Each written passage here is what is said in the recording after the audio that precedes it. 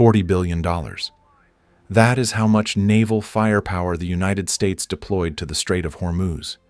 2 carrier strike groups, 8 Aegis destroyers, the most powerful fleet assembled since World War II. And the result? On March 17th, the number of ships passing through the strait dropped to 3 per day. 3.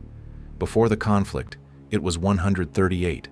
The Navy won every single engagement, sank every Iranian warship, eliminated every submarine, and the strait stayed shut. The world economy began bleeding $40 billion a week. Your gas prices climbed. The cost of everything in that Amazon box sitting on your porch, electronics, clothing, furniture, started moving in one direction, up. The most powerful navy in human history could not solve a problem that an aircraft first designed in 1972 solved in its opening sortie.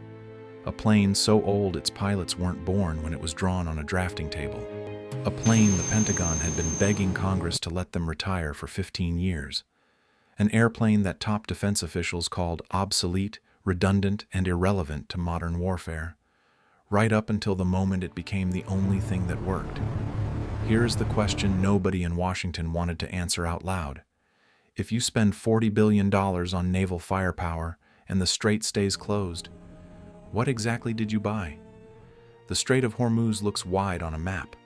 21 nautical miles at its narrowest point.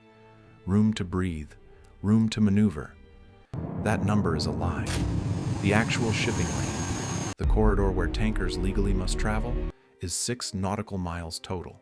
2 miles inbound, 2 miles outbound, 2 miles of buffer between them. That is the entire playable space. Everything outside those 6 miles is Iranian territorial water. Picture a 6-lane highway running through a canyon. The canyon walls belong to the enemy. That is the strait. Now picture what lives inside that canyon. The Islamic Revolutionary Guard Corps operates more than 1,500 fast attack craft, not warships. Speedboats, fiberglass hulls, most weigh less than a pickup truck. The slowest run at 50 knots, the fastest exceed 70. Some designs claim 100. If you have ever stood on a bridge over a highway and watched sports cars disappear beneath you, that is what these look like on radar. Blinks, ghosts, here, then gone. Each one costs between $50,000 and $500,000. Each one carries a missile with a range of 35 kilometers, flying at nearly the speed of sound, enough to mission kill a frigate. Iran's doctrine was not built around winning a naval battle. It was built around winning a math problem. Swarm 30 to 50 boats simultaneously from every direction.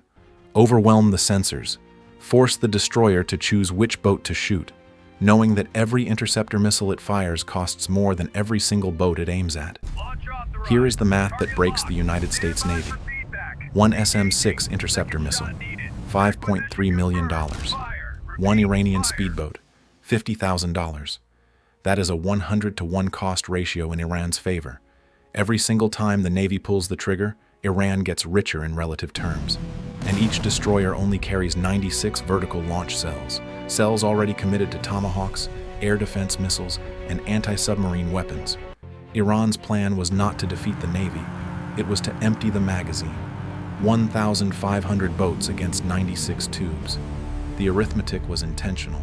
Iran had studied this for 20 years, and the Navy's other options were no better. The F/A-18 Super Hornet, the carrier's primary strike aircraft, costs $30,000 per flight hour. When it crosses the shipping lane at combat speed, every target on the water stays in the pilot's field of view for less than 2 seconds. At that speed, distinguishing an IRGC attack boat from a Kuwaiti fishing trawler among 3,200 civilian vessels at anchor nearby is essentially impossible. Fire the wrong missile and you start a different kind of war. The Phalanx CIWS, the Navy's close-in defense cannon, the last line before a missile hits the hull, empties its magazine in 20 seconds. Then it takes 4 minutes to reload, 20 seconds of protection, 4 minutes of exposure. Repeat. The MH-60R Seahawk helicopter carries 8 Hellfire missiles and has 90 minutes of loiter time before it must return to the ship. It is the Navy's most capable small target hunter. Against 50 boats attacking simultaneously, it is a scalpel. And the swarm does not need surgery. It needs a chainsaw, so the missiles are too expensive. The jets fly too fast. The cannon reloads too slowly. The helicopter carries too little. This is not a list of bad weapons. This is a pattern. Every single tool in the carrier strike group was engineered for the same thing: blue water warfare, open ocean, high-value targets, expensive munitions matched to expensive threats. The Strait of Hormuz is the exact opposite. Brown water, a 6-mile corridor, cheap, fast, numerous targets hiding behind thousands of civilian ships. The Navy brought a $40 billion chess set to a street fight, and the street fight had a different rule book entirely. Here is what nobody in the Pentagon wanted to admit in public. Iran did not invent this problem. America did, and then buried the solution in a hangar. The A-10 Thunderbolt II was not designed to be sophisticated. It was designed to be brutal. The engineers did not start with avionics or radar or stealth. They started with a gun. The GAU-8 Avenger cannon was designed first. The airplane was literally built around it. A 7-barrel rotating cannon that fires 30mm depleted uranium rounds at 3,900 per minute, 65 rounds every second. The ammunition drum sits in the belly of the aircraft, roughly the size of a Volkswagen Beetle. In a 2-second burst, one standard combat engagement, 130 rounds go downrange. Cost per engagement against a fiberglass speedboat, under $10,000. Cost of the same kill with an SM-6, $5.3 million. That is not a marginal improvement. That is a 500 to 1 swing in the economics of combat. In one sortie, the A-10 does not drain a magazine. It restores the math. But here's the part that is genuinely strange, and this is what the Pentagon's retirement arguments never addressed. The A-10's greatest tactical advantage in the Strait of Hormuz is not the gun. It is the speed, or more precisely, the lack of it. The A-10 flies at roughly 300 knots on patrol. That is slower than most commercial airliners. Every senior Air Force official who wanted to retire it pointed to that number as proof of obsolescence. They were looking at the wrong problem.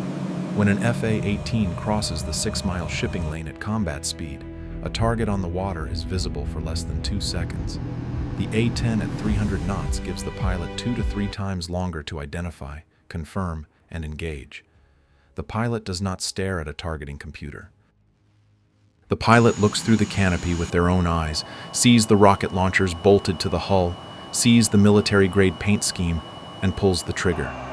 In a corridor packed with 3,200 civilian vessels, that extra 2 seconds is not a luxury. It is the difference between the right target and a war crime. The A-10 also stays. On internal fuel with external tanks, it flies racetrack patterns over the strait for nearly 3 hours. It does not sprint to the target and sprint back to the carrier. It circles, it watches, it waits.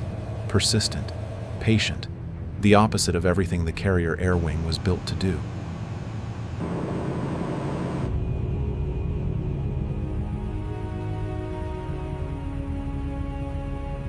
And then there is what happens when the enemy shoots back. The IRGC's coastal positions fire 12.7mm and 14.5mm heavy machine guns, weapons that would force any other low-flying aircraft to climb or maneuver away, sacrificing the targeting solution. The FA-18 avoids that threat by flying high, which means it loses visual identification. The A-10 flies low, absorbs the rounds, and keeps shooting. The pilot sits inside a 1,200-pound titanium shell, the only aircraft in the American inventory with an armored cockpit designed to withstand 23mm armor-piercing rounds. In Desert Storm, one A-10 came home with 378 holes in the airframe. In Iraq in 2003, a pilot named Kim Campbell lost all hydraulic control over Baghdad, both primary and backup systems severed simultaneously, and flew her aircraft home using a mechanical backup system of cables and hand cranks, no computers, no electronics. She landed safely. Iran's coastal guns have nothing that can reliably stop it, and the fiberglass hulls it is hunting have zero armor at all. This is not a fair fight. It was not designed to be. But here is where the story turns into something Iran never modeled, something that had never happened before in live combat over a naval choke point. And this is the part that broke Iran's strategy at the structural level. The A-10 did not arrive alone. Above the strait, 3 separate branches of the U.S. military began operating simultaneously over a single 6-mile corridor, each one filling the exact gap the others cannot. Layer 1, the A-10 Air Force at 3,000 feet, hunting fast boats and coastal missile positions with the GAU-8 and Maverick missiles at range. Cost per flight hour, $19,000. Layer 2, AH-64 Apache attack helicopters, Army, at 200 feet, launched from Navy ships they were never designed to land on, picking off the fast boats that slip through, 16 Hellfire missiles each. Layer 3, the Navy's Aegis destroyers holding the perimeter, SM-6 interceptors reserved exclusively for the only targets that justify the cost, ballistic missiles flying at Mach 3. Before this configuration, the Navy was firing $5.3 million missiles at $50,000 boats, draining its VLS cells at a rate that would have left the fleet defenseless against the high-end threat within days. After this configuration, the A-10 handles the fast boats for $10,000 per kill. The Apache handles the close-in threats for $70,000. The Navy's expensive missiles stay in their tubes, waiting for the threats nothing else can stop.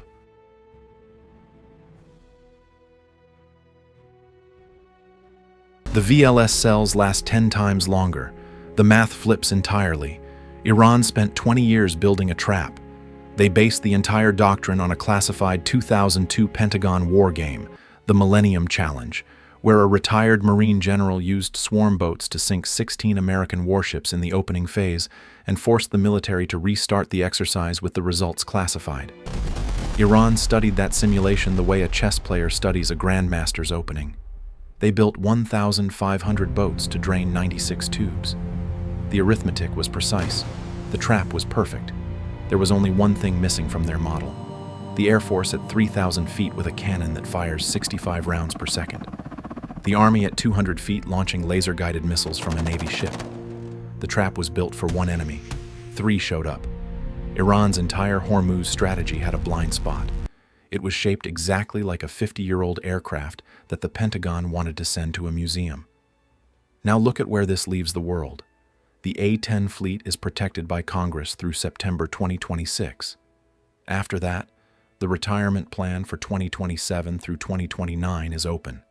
The aircraft that just proved irreplaceable in a live combat environment, the one weapon that restored the math, held the corridor, and outlasted every expensive alternative, is still officially scheduled to become a static display at air shows. When it goes, the gap it fills does not automatically close. It stays open. And the next strait, the next choke point, the next 6-mile corridor where a small country decides to challenge a superpower with $50,000 speedboats, that gap will be waiting. Right now, roughly 17% of the world's oil still moves through some version of that 6-mile lane. Every gallon of gas you pump, every delivery truck that restocks the grocery store 2 miles from your house, every cargo ship carrying the components that eventually become the phone in your pocket, all of it still depends on corridors exactly like Hormuz. Corridors where the most expensive weapons in history can be neutralized by a country that can't afford a single aircraft carrier, but can afford 1,500 fiberglass speedboats. The most sophisticated military on Earth spent $40 billion and needed a 50-year-old airplane it almost threw away. We do not worship the machine. We worship the equation. And the equation says, the right tool wins. Not the most expensive one. Not the newest one. The one that was actually built for the problem in front of it. The irony is we almost scrapped the answer, and we are scheduled to finish the job by 2029.